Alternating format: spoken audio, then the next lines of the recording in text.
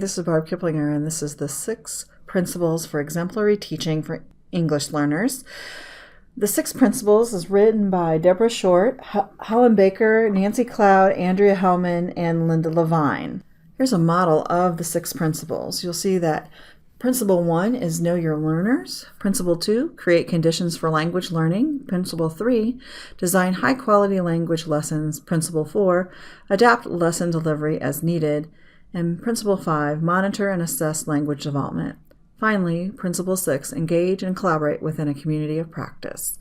These are the 6 principles for exemplary teaching of English learners. Principle 1, know your learners.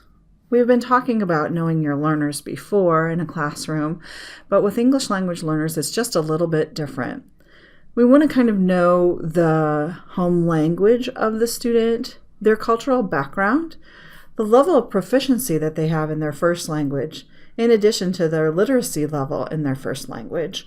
That will help transfer some of those concepts into your classroom. Their educational background, have they been in school or have they had interrupted education or no education, and this is their first educational experience. Also, we need to know if these students have special needs as well as becoming English language learners. Their life experiences. Have they been traveling abroad? Have they moved from one city to another?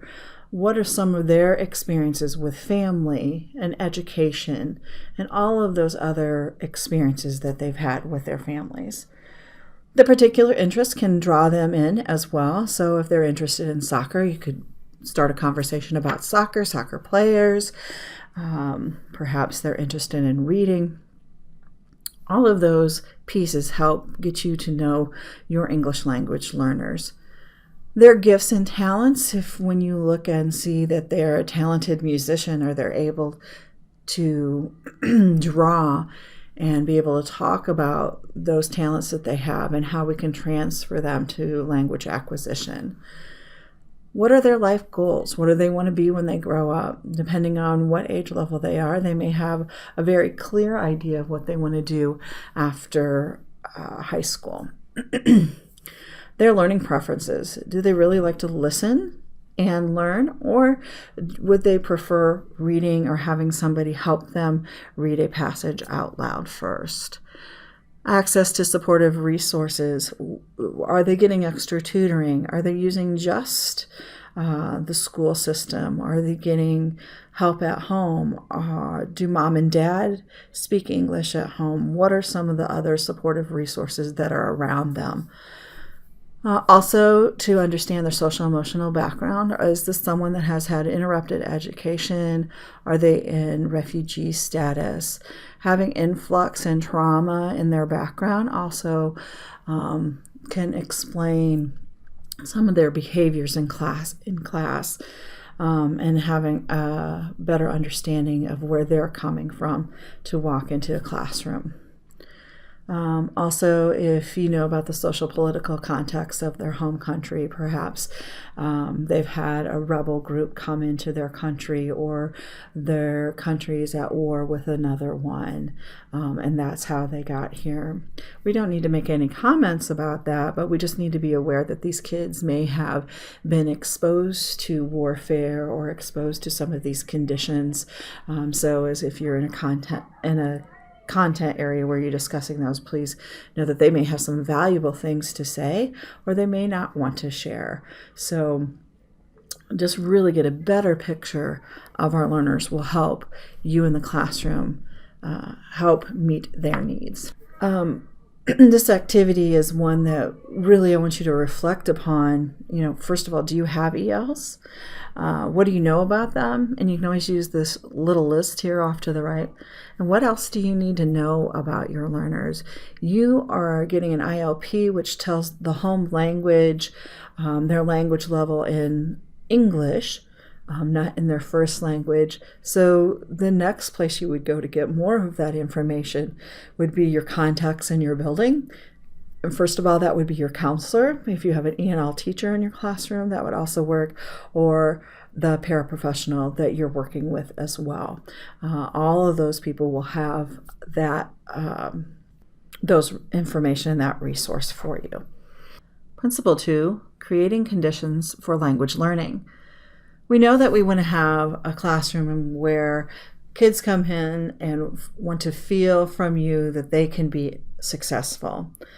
Our English learners are very sensitive to that, and they want to get from you that you have high expectations for them and that they want to feel like they can be successful in your classroom. Language learning takes a long time, and you may have a kid who's a level 1 student that really doesn't have much language. So using the accommodations from the ILP, being able to communicate your concepts and having them understand the concepts.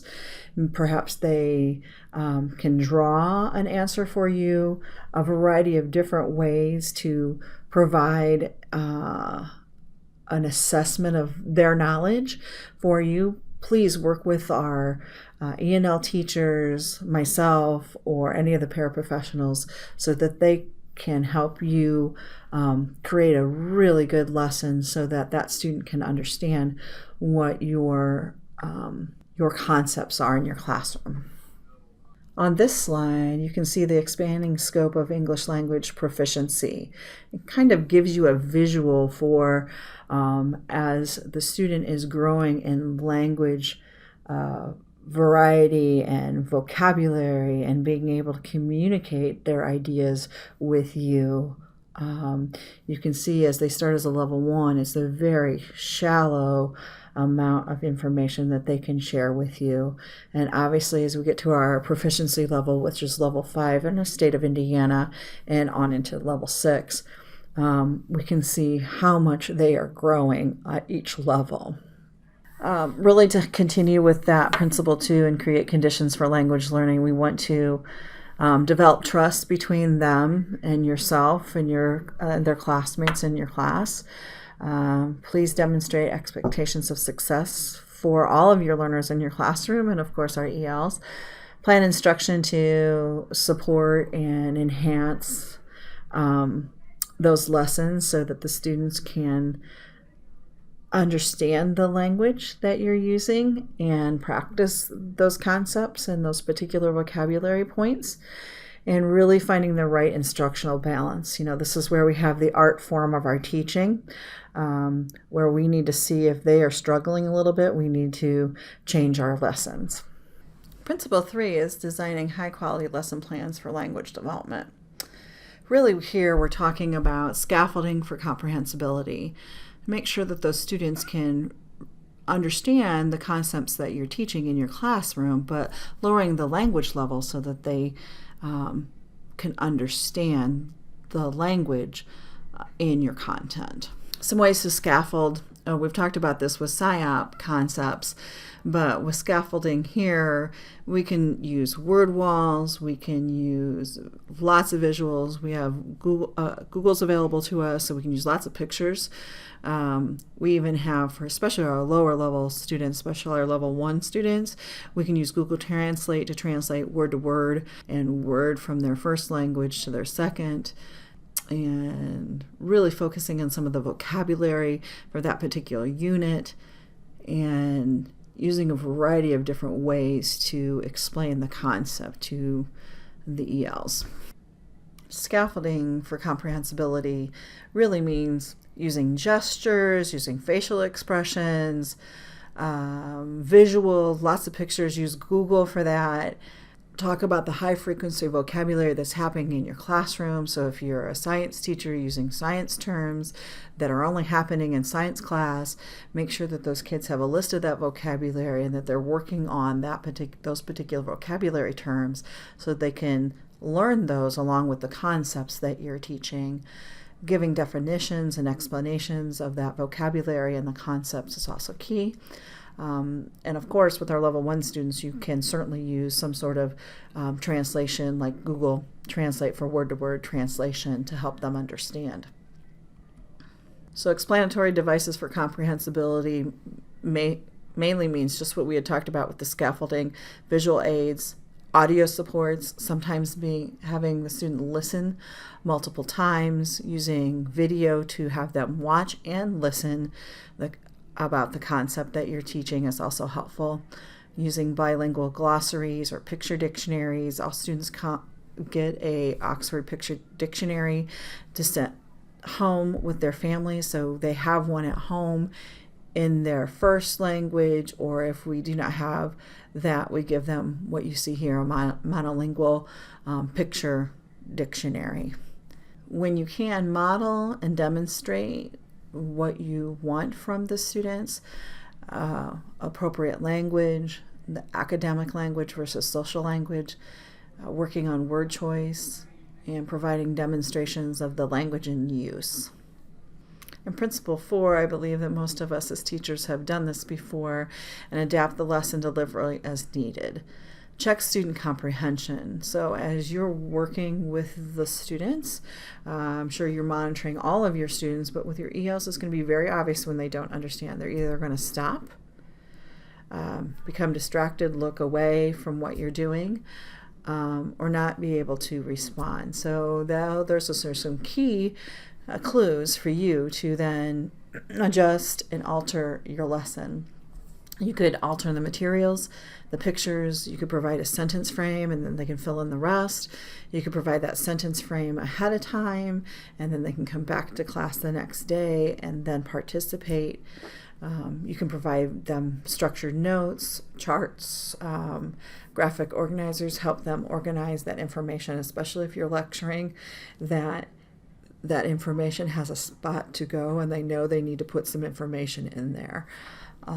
Having them work with small groups, but be strategic when you do that. You can make sure that they have designated roles. So maybe they're the writer, they're the speaker. You can decide and determine which role they're going to have in that particular group. And also have them think pair share. A lot of times some of our ELs from a variety of different cultures are very respectful of you and do not want to make a mistake in front of you and in front of the entire class. So sometimes when they practice with their peer, they're a little bit more comfortable than immediately responding to you. Doesn't mean that they can't respond to you. And if you're monitoring around the room, you could certainly stop by and listen to what they have to say and ask them questions. So in real time, adapt that lesson right then, right there in the middle of class. It may be at the end of the class and you need to talk to the paraprofessional about some things you want them to work with. You can email that paraprofessional, or if that paraprofessional is in your classroom, you can communicate with the EL teacher as well. Obviously use the basic teacher checks, comprehension checks. You can do thumbs up, thumbs down, response board. They can write on a dry erase board. They can do self-assessment, and you could use any kind of technology like a Kahoot to get some sort of idea for them to practice and get their answers there. Finally, monitor and assess as needed is Principle 5. We quite often monitor a variety of errors from our ELs, and you can provide a variety of different strategic feedback methods. Explicit correction is you correct what they have said. Recast, that you, as you see here, the wood no float. The teacher says the wood doesn't float. So you're recasting, you're telling that again. Then you can have them repeat, or you can use an inflection in your question when you respond with them to see if they catch the mistake. The wood do down, and the teacher responds, the wood go down, the question. You can also ask, how do we say that in English? You can clarify, excuse me, I don't understand, can you tell me again? You have to be very careful with that, because a student could shut down because they feel like their English is not good enough to be able to repair. So you need to build a really good relationship with that student before you're asking that type of question. And then open-ended questions, tell me about, or what can you tell me about that story? Tell me about World War II. What do you know about that? Non-verbal clues, facial expressions and gestures may serve as prompts. They watch you. on all of your gestures and actions, so they'll know when you don't understand as well, or you're questioning what they're saying. So all of those nonverbal clues that we give off as teachers, those students pick up as well. So just some ideas of how to do some self-correction. And finally, principle 6, engage in a community of collaboration. We really want you all to work together and work with our team, and we want you to be better and grow in your craft so that you can be better for our English language learners. We have PD opportunities here at Northwest Allen County Schools that you certainly can come. You're participating in one now, but you certainly can come in. I'm happy to take an email and come and meet with you. Our EL teachers are in all 3 buildings so that they're happy to work with you. Our professionals are in all of the elementary buildings. They're happy to have consult with you and speak with you about direction. And part of your role is to direct those paraprofessionals with the accommodations that they have. And finally, using online resources and EL communities. There's a variety. TESOL.org is just one of many EL communities out there. There are a variety of communities for you to join to learn more about your content and ELs. Thank you for participating in the 6 principles for exemplary teaching of English learners, and that's the end.